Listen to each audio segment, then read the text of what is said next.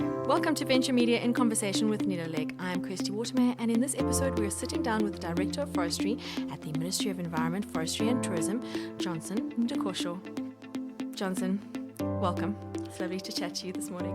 Pleasure to be here. Thank you very much. We'd love to hear from you a little bit about your journey to becoming the Director of Forestry and really what inspired you to pursue this career.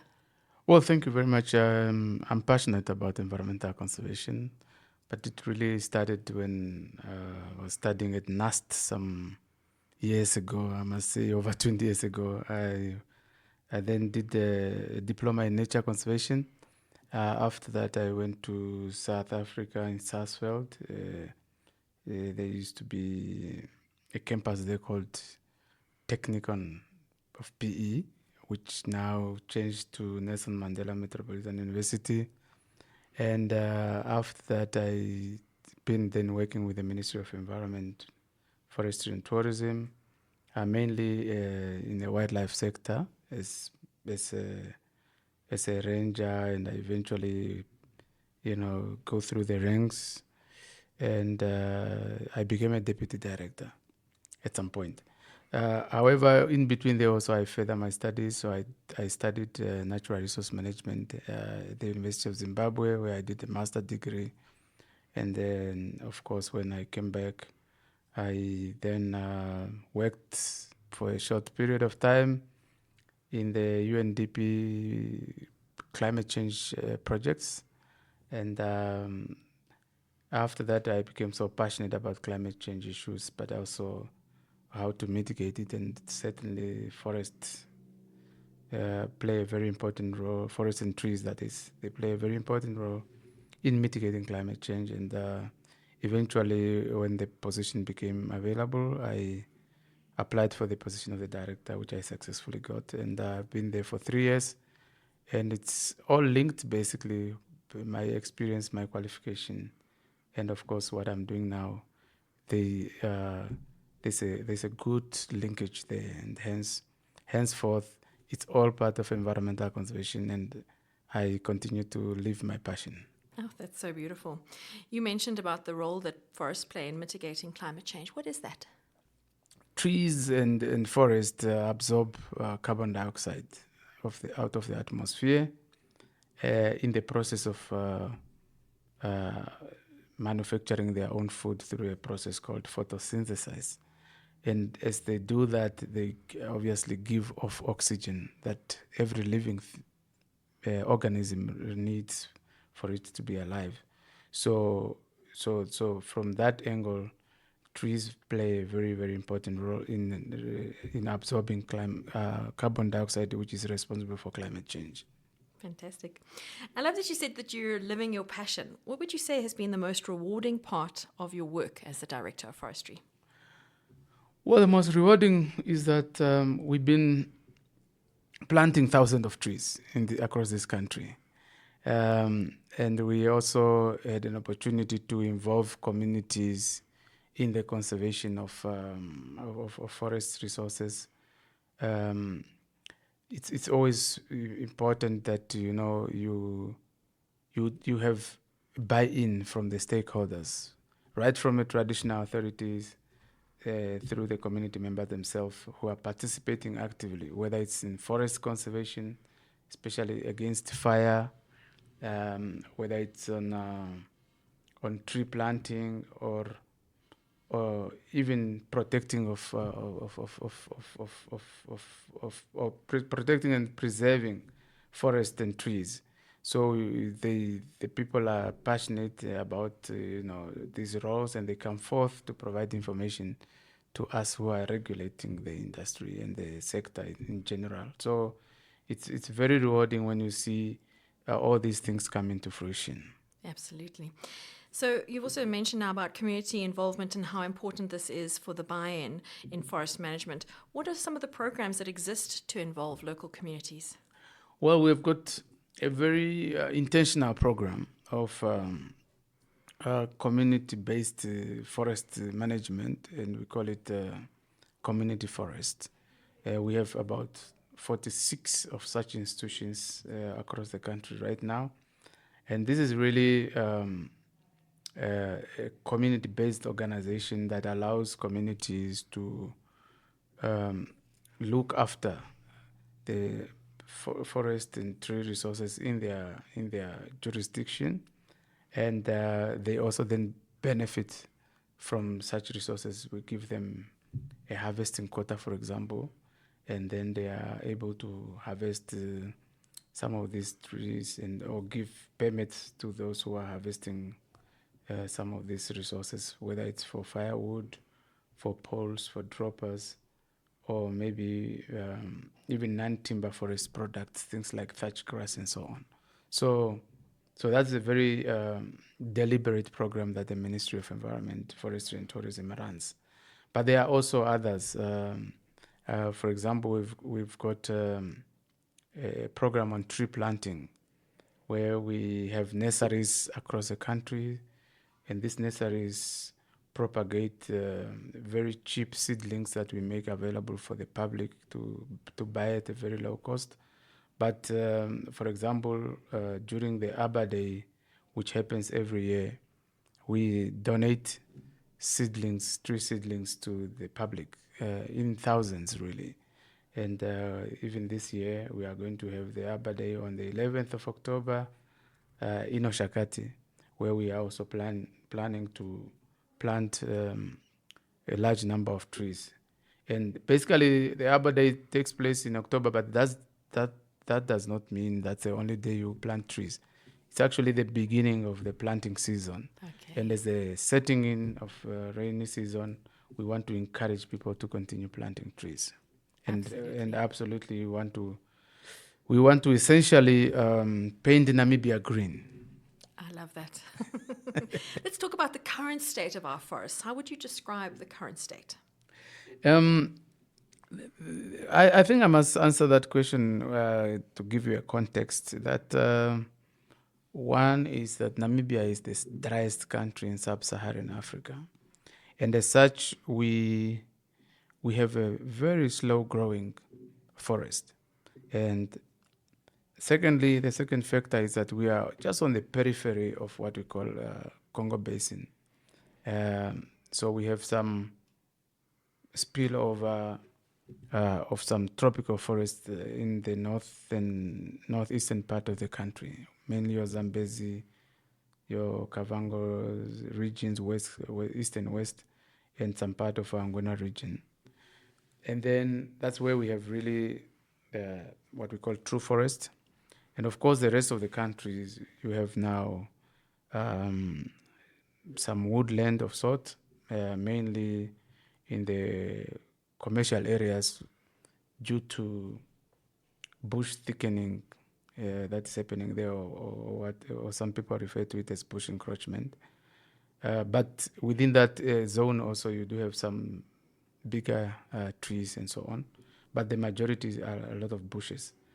And then, of course, we have some shrublands, and of course the desert. Shrubland mainly western parts of Namibia as well as the southern parts, and then the desert along the coast.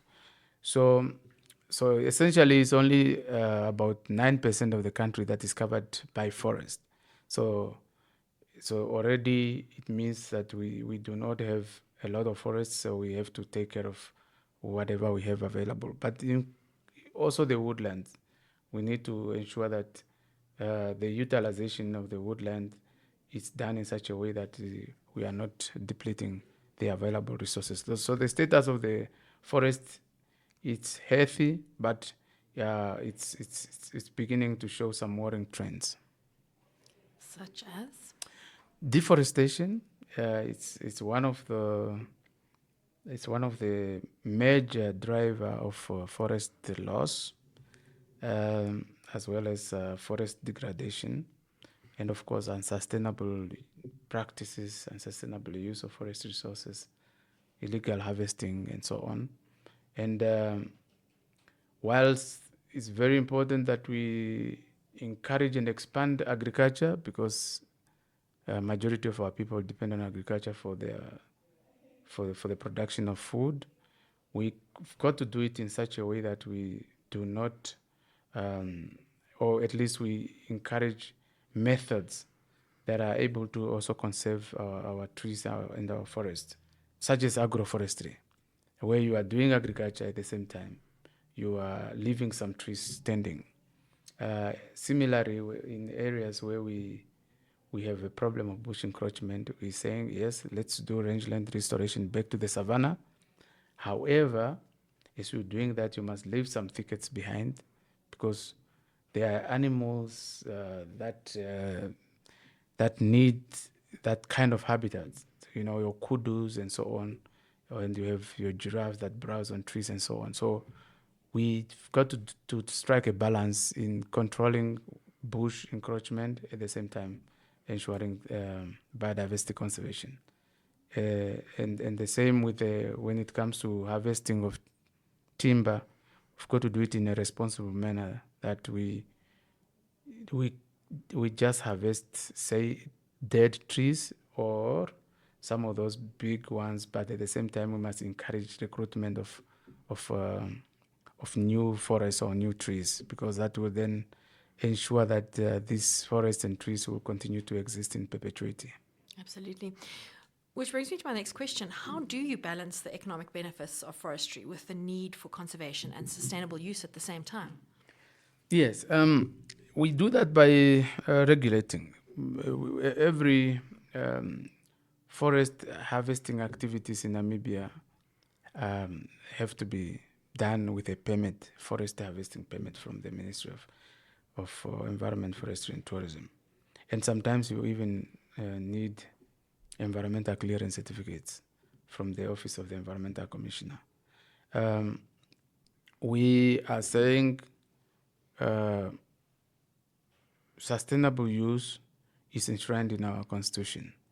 However, as we are going about that, it has to be done in an orderly manner, and it has to be done in a regulated manner, so that we do not deplete all the resources. So we have to do resource assessment first. We go check whether the kind of use, if you want to harvest to produce firewood, or for droppers, poles, or in the case of bush encroached area, charcoal, and so on. So we've got to do resource assessment first. And once we are satisfied that there are such resources available, then we give you a permit of a portion of that. Maybe, for example, we when we do timber harvesting, we go and do counts, tree counts, and then we give you a percentage of that. And we ensure that others are left behind to keep the environment healthy. Okay. Because obviously, from a naturalist perspective, we love the forests, but we also have to understand that there's an economic role to forests, Yes. In terms of timber production and tourism, etc. Yes, I think that is important. I mean, we don't conserve these things just inherently for themselves, but we do that so that we uplift the living conditions and the living standard of our people who live next to or within these areas. We do know that our communities have challenges in terms of energy, for example. 90% of our communities in the rural areas depend on firewood for their energy requirements, and that means that they have to harvest some of these resources. And so it's very, very important that we balance that we make sure that the livelihood of our people continues to be sustained. The economic activities of our people continue to be sustained, because they want to sometimes harvest some trees to make curios and crafts that they sell to tourists. And then they generate some income that enables them to eke out a living, and also to be able to send their children to school, and so on and so forth. So whilst we're saying let's preserve these natural resources, we are duty bound to ensure that our communities continue to benefit from these resources. Absolutely. Perhaps you can share also in terms of educational programs that are in existence to raise awareness, or perhaps even interesting technology that's being used to monitor and protect and manage this regulation. Yeah, well, thank you very much for that question. It's very, very important that we inculcate in the minds of our youngsters, young people, uh, the whole sense of conservation, and therefore environmental education is key. So we go to schools and talk to the learners. We involve the learners in some competitions, things like essay writing, for example, on environmental issues or tree planting or conservation. Um, we we do that with a view that once we raise awareness amongst our learners, then it will go a long way in ensuring that our communities as a whole is educated, because when these learners go back home, they will be imparting some of these messages to their parents and so on, and their peers and the friends at home. So we feel that that's a method that needs to be encouraged, but also we go to media, radio, and so on to raise awareness among our people. The interesting technologies that we use also, for example, remote sensing and satellite imageries to monitor the change in forest cover, for example.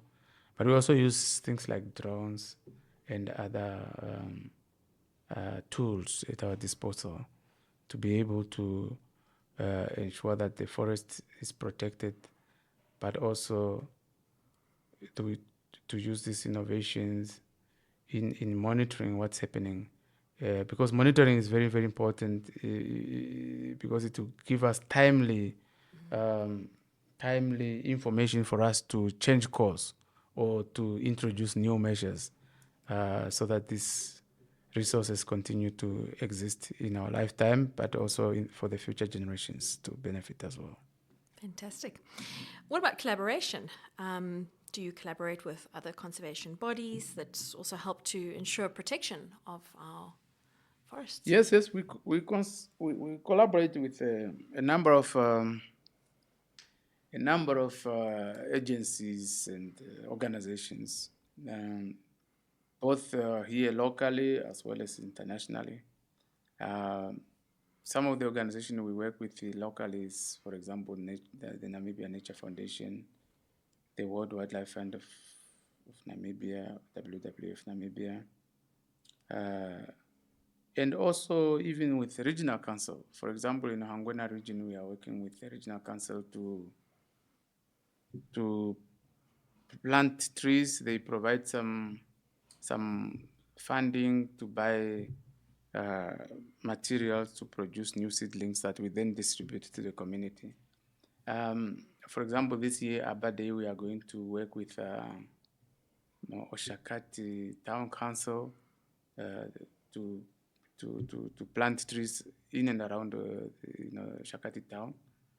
And we also collaborate with organizations such as NamPower and so on. So there's quite a lot of goodwill out there to collaborate with us in conserving our forests, but also ensuring that we do tree planting. Because tree planting, I keep emphasizing tree planting because once you are losing trees while you are not planting them, so you are sure going to run out of those trees. So planting them to replace those that are being lost is essential. It's actually critical to ensuring the future existence of these resources. So we collaborate even with Recon Africa, for example, and recently we have also signed an agreement with a Belgian organization where we are doing reforestation activities in Kavango West. And then we also now recently begin to work with the U.S. Forest Service, not only in protection, but in law enforcement, but also in tree planting activities itself. So we are working with a wide range of stakeholders, really. Fantastic. There's some exciting or impressive steps that are being taken to conserve biodiversity within our forests. Are there any others that you'd like to share with us that are really, you feel are really exciting in that space? Well, there's always a lot of exciting stuff happening. Whether it's looking at the RED Plus, which is the reduction of deforestation and degradation.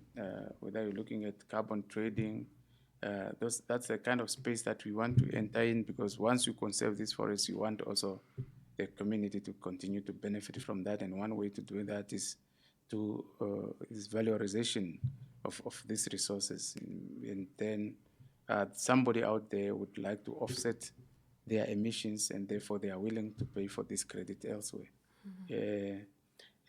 We are also working with some, whether it's UN-based projects or which is FAO, UNDP. There's always some exciting stuff happening there. And we continue to, and of course, in this case, we are working with NILALEG, for example. And when NILALEG's project ends, we obviously already busy programming the upcoming projects, which always have a component of forestry, but as well as a general conservation. And I think if we continue doing that, we'll be able to ensure that the resources that are made available through organizations, multilateral funding organizations such as the Global Environment Facility and the Adaptation Fund, all these funds then will need to be channeled in conserving not only wildlife, but also the habitat in which the wildlife lives, because they live in the forest, and you cannot just conserve the rhinos and the elephants, but you need also to conserve the habitat in which they live. Otherwise, habitat loss is the biggest threat to the existence of biodiversity. Absolutely. It's also very exciting to hear that there's an expansion happening in the space, that there are more community forests that are joining the programs, and even regional forests. I believe that in the Nkuluveri landscape, there is going to be an addition of a regional forest. Can you share a bit on that? Yes, recently we have declared actually 3 state forest reserves. The Zambezi, the Canoflay, and Hamoe. Zambezi, of course, is in Zambezi State Forest is in Zambezi region. Hamoe is in Kavango West, and Canoflay is east of Chochizupa region.